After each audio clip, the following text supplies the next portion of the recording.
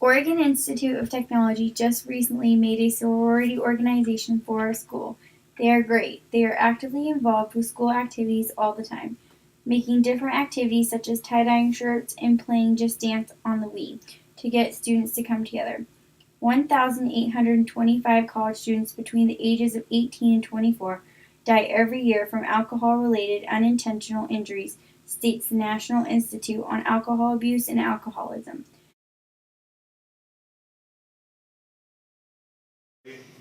Lifelong friendship. Lots of parties. Clubs that have interesting / ridiculous initiations / some of them are stuck-up snobs. Some are cool. I've met cool ones. Parties, alcohol, hoish girls, and like douchebag guys. Jungle juice and sexual relationships with different or the same gender. Depends on your mood. I think of people having crazy parties and people going crazy. Alcohol has been a trend for a while now, but fraternities and sororities are gradually turning into an emerging trend in colleges. These days, it is the norm to drink in college. About 25% of college students miss class and do poorly in classes due to drinking.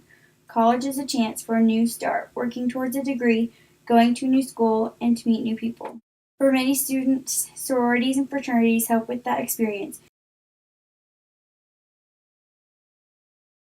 I think they're both.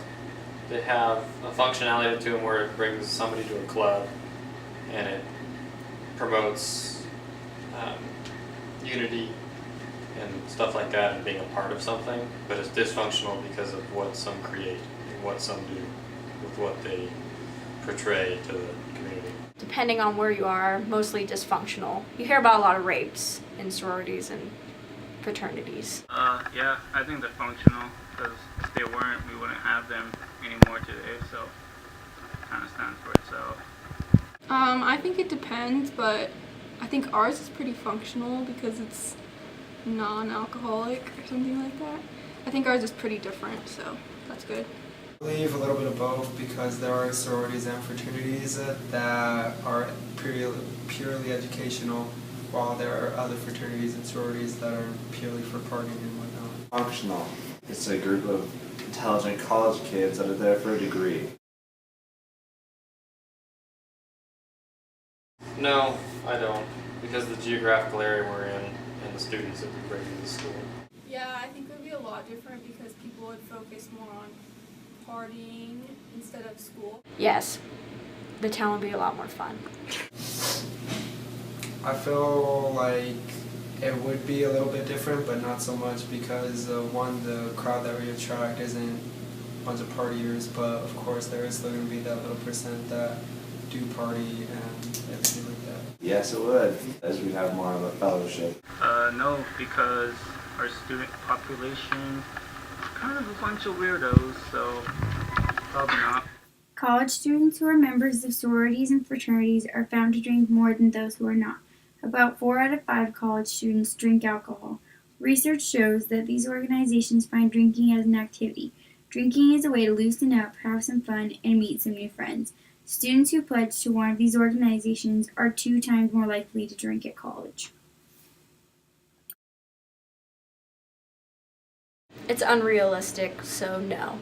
Yes, because if they're going to be part of a school campus that has underage students, they want to be part of that sorority or fraternity, then they need to be alcohol-free. Not really. It's not really realistic in a college setting. No, they wouldn't be any fun. What kind of question is that? Yes, I believe they should be because it is a college and it's supposed to be a campus activity and club, so it reflects the overall campus. Functionalism is the perspective that focuses on how social institutions impact each other and how behaviors are functional or dysfunctional for groups and societies.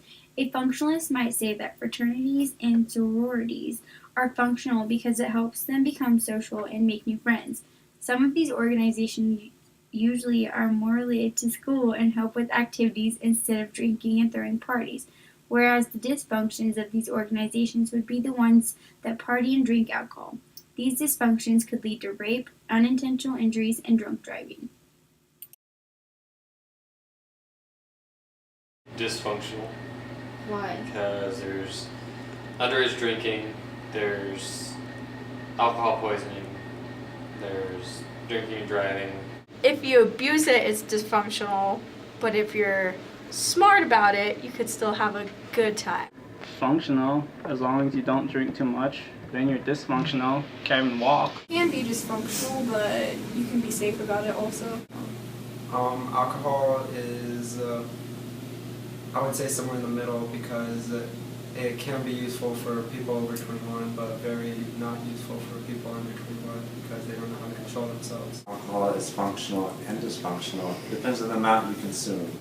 When most people think of fraternities and sororities, they usually tend to think of drinking and all the crazy parties portrayed in the movies. Many movies portray these organizations to be full of alcohol abuse. Some movies that portray the fraternity and sorority life to be full of alcohol abuse are Animal House, House Bunny, American Pie, Beach House, and many more.